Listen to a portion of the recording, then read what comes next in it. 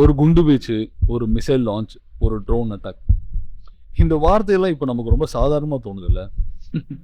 ஆனா ஒரே ஒரு கேள்வி.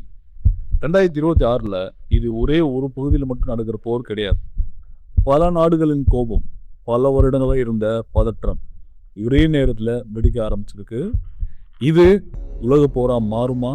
இல்லையா? அப்படின்றத பத்தி தான் இந்த வீடியோல நாம பார்க்க போறோம். இந்த போர் ஆரம்பிச்சு சரியா இன்னியோட 1 மாசம் ஆகுது. இந்த 1 மாசத்துக்குள்ள ஆயிரக்கணக்கான தாக்குதல்கள்.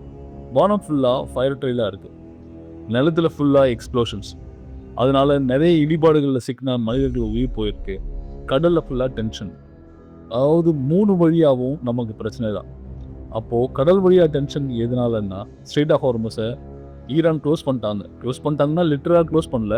அந்த பக்கமா போக முடியாத அளவுக்கு ஒரு ஸ்டாப் எடுத்து வச்சுட்டாங்க. ஆனா இது உண்மையிலேயே இது ஒரு கான்ஃப்ளிக்ட் இல்ல, ஒரு எஸ்கலேஷன். இது ஒரு ஸ்டெப். இன்னொரு ஸ்டெப் அடுத்து கண்டிப்பா இது 3வது உலக போரா தான் மாறும்.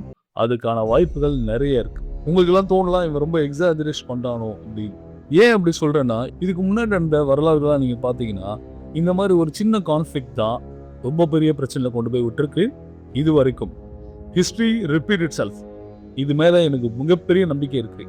1916ல ஒரு இளைஞன், ஒரு துப்பாக்கி, ஒரு அசாசினேஷன். அதாவது பிரான்ஸ் பெர்னார்ட் அப்படின்ற ஒரு தனிப்பட்ட மனிதன் இறந்ததுக்கு ஏற்பட்ட மிகப்பெரிய போர் தான் முதல் உலகப் போர்.